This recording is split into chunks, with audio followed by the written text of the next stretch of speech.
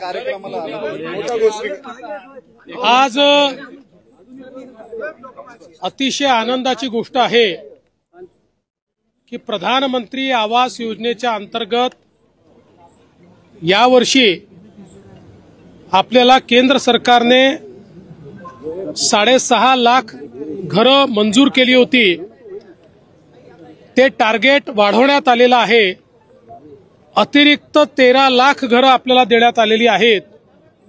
एकूण आपण विचार केला तर जवळपास यावर्षी केंद्र सरकारच्या वतीनं महाराष्ट्रातल्या गरिबांकरता, कच्च्या घरात राहणाऱ्यांकरता, बेघरांकरता एका वर्षात 20 लाख घरं देण्याची अनाउन्समेंट आताच केंद्रीय ग्रामविकास मंत्री आदरणीय शिवराज सिंग चौहान साहेबांनी केलेली आहे.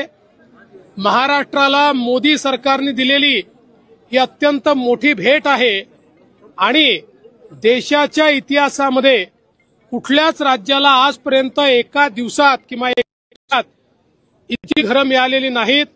ती 20 लाख घरं आपल्याला मिळालेली आहेत.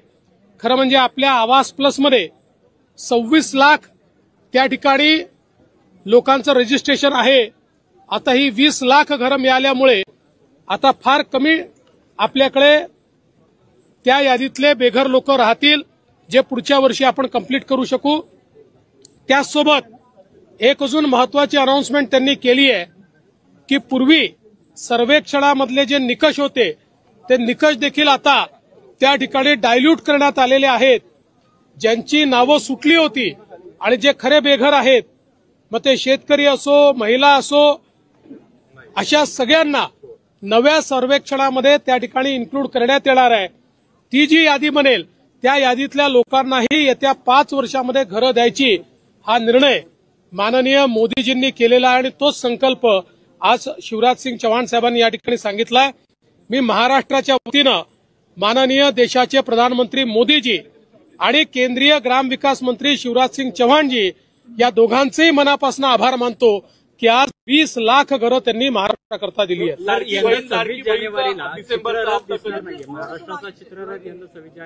त्या संदर्भात आशिष शेलारांनी स्पष्टपणे आपल्याला सांगितलेलं आहे. वारंवार सांगण्याची आवश्यकता नाही.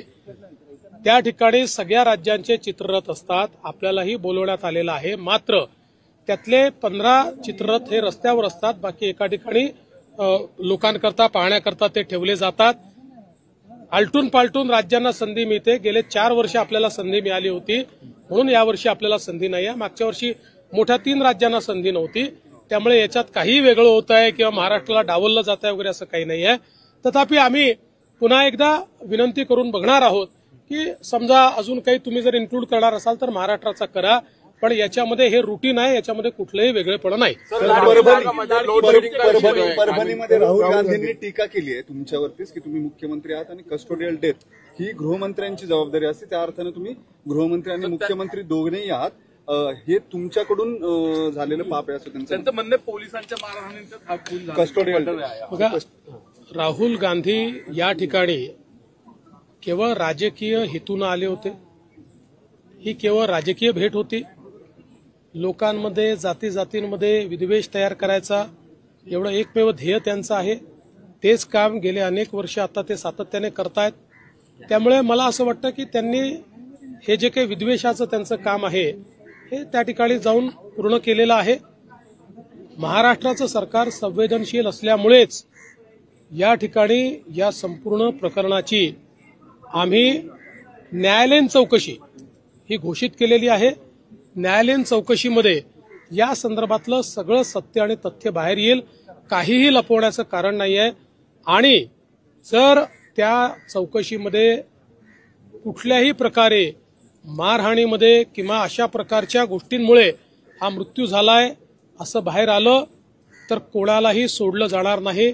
कठोरात कठोर अशा प्रकारची कारवाई ही केली जाईल. शरद पवार देखील तिथे गेले होते. त्यांच्या पण हेतूविषयी काही शंका येते का? आणि ते तुमच्याशी बोलले? ते तुमच्या असं आहे की पवार साहेबांनी मला एवढंच सांगितलं की या दोन्ही ठिकाणी तुम्ही लक्ष घाला.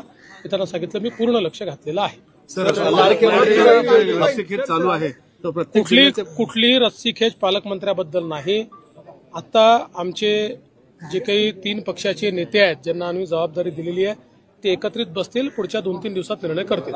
लाडकी बहीणचा हप्ता कधी मिळेल डिसेंबरचा?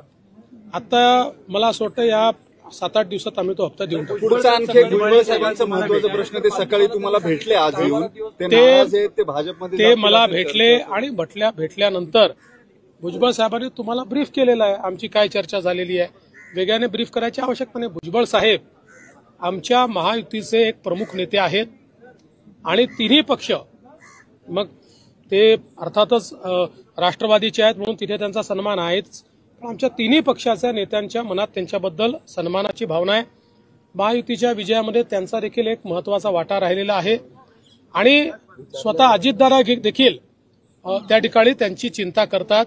मुळातच भुजबळ साहेबांना ज्यावेळेस अजितदादांनी मंत्रिमंडळामध्ये घेतलं त्यावेळी भुजबळ साहेबांना डावलण्याचा त्यांचा हेतू नव्हता. त्यांनी मला सांगितलं की आमची इच्छा आहे की आमचा पक्ष हा राष्ट्रीय पक्ष राहिलेला आहे, आम्हाला तो राष्ट्रीय स्तरावर मोठा करायचा आहे आणि राष्ट्रीय स्तरावर भुजबळ साहेबांसारखा एक नेता ज्याला देशाच्या अन्य राज्यातही मान्यता आहे त्यांना आम्हाला राष्ट्रीय पातळीवर पाठवायचं आहे. भुजबळ साहेबांचं मत जरा वेगळं होतं, त्याच्यामुळे हा प्रश्न निर्माण झालेला आहे. पण आम्ही सगळे मिळून याच्यावर तोडगा काढू आणि भुजबळ साहेबांसारखा एक नेता हा आमच्या सोबत मैदानात असला पाहिजे या दृष्टीनं त्यातनं मार्ग काढला जाईल. पक्षात चालणार आहे का? ते जर स्वागत ते जर अहो त्यांनी असं आहे, त्यांनी अशी मागणी केली नाही, अशा प्रकारचा कुठला विषयही समोर आलेला नाही. शेवटी राष्ट्रवादी काँग्रेस, आम्ही आणि शिवसेना तिघं एकत्रित आहोत ना, त्यामुळे आम्ही कशाला म्हणजे अशा प्रकारच्या काही भावनाच नाहीत. आम्ही एकत्रित आहोत, निर्णय एकत्रित करायचे आहेत आणि त्यांच्याबद्दल तिन्ही पक्षांमध्ये आदर आहे. सर, मराठा क्रांती मोर्चाने पुन्हा एकदा अजित पवार यांच्या प्रत्येक कार्यक्रमामध्ये निदर्शन करण्याची घोषणा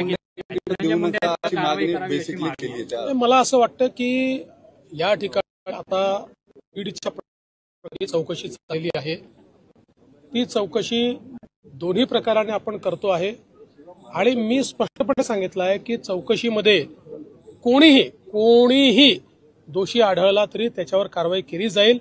त्यामुळे कुठल्याही प्रकारची निदर्शनं करणं हे काही योग्य होणार नाही.